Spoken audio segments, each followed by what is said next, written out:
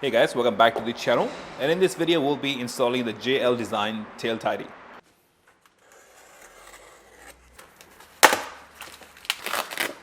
The packaging is pretty simple, there's not much going on. Comes in a cardboard box. When you open it, this is what you get. A wrap and the tail tidy in a bubble wrap. A couple of screws and bolts. The main bit.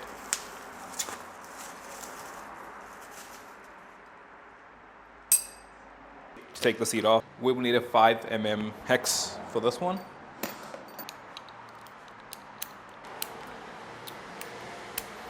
I don't need to take these off, I just need to access to the screws underneath this clamp right here.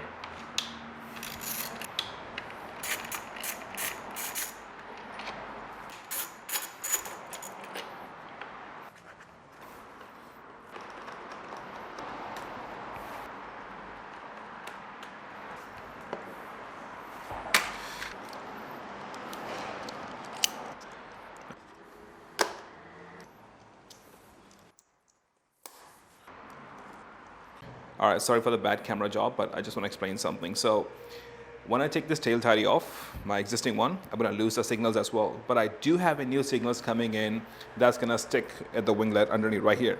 Now, they're not by JL Design. There's a new company that's coming up, and I've contacted them for the signals. And of course, I'm paying for it. It's not going to be free signals. So you're just going to have to wait for it to see which one those are and when is it coming through. So for now, until then, I get my signals. I'm going to be running the integrated tail light signals and the tail light itself. We'll be losing the signals today.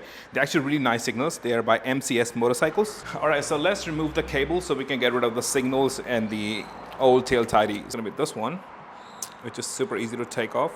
You just got to plug this down and pull it. That one's off. Alrighty, so our signals are off. All right, that's out. And next one is this one. Yep, that one's off as well. I have a signal splitter that I'm using. If you see right here, I have a splitter going on, which kind of helped me to run 2 turn signals at the back. That's why you need a splitter if you ever wonder what's going on here. So I've got 2 splitters right there. I think it's at a 10 mm. All right, one's off, second off. All right, there we go. So basically, well, this is our old tail tidy. It's out. All right, guys, so I'm going to install the JL Design tail tidy. So just something to notice, the screws it comes in with, it's actually really nice because it's when you put it in, it sits right flat with the surface. All right, let's do this. So it also comes with a tiny light for the license plate.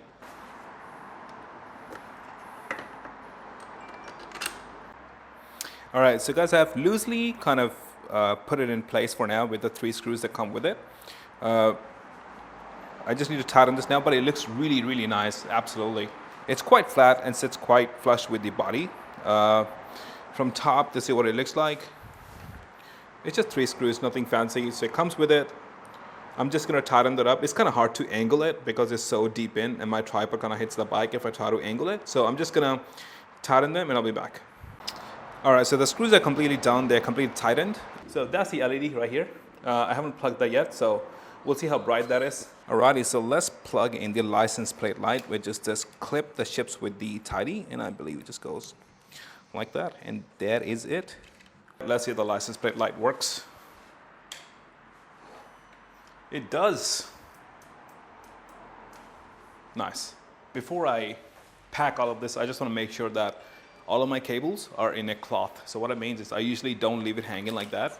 I would always have a piece of a cloth or something that my cables are wrapped in. So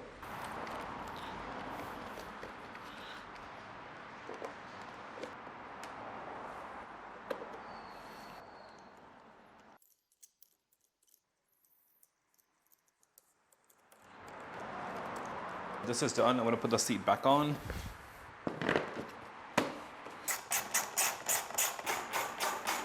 The only problem now is that last time when I got a custom plate, I didn't put the holes in. I used a 3M tape to kind of hook it up.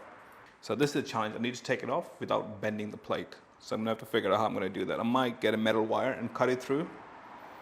Cut the 3M tape through. We'll need to figure this out. So I managed to take it off. So what I had to do was a really hot knife and I had to slowly and slowly slice it through. And there you go. So this was a double tip that I was using. It's really strong. It's actually a GoPro Type 3M VHP, and it's super strong. If you want to put your plate on without screwing the holes in, that's the way to go. All right, guys. So the plate is all set. This can be adjusted at any angle, whatever you need to. You can fold it like that, or you can do it like that. And of course, you'll need to anchor it, and then you can tighten the screw, and that's pretty much it. All right, so this is the angle I'm going for, just to show you the final look with the signals.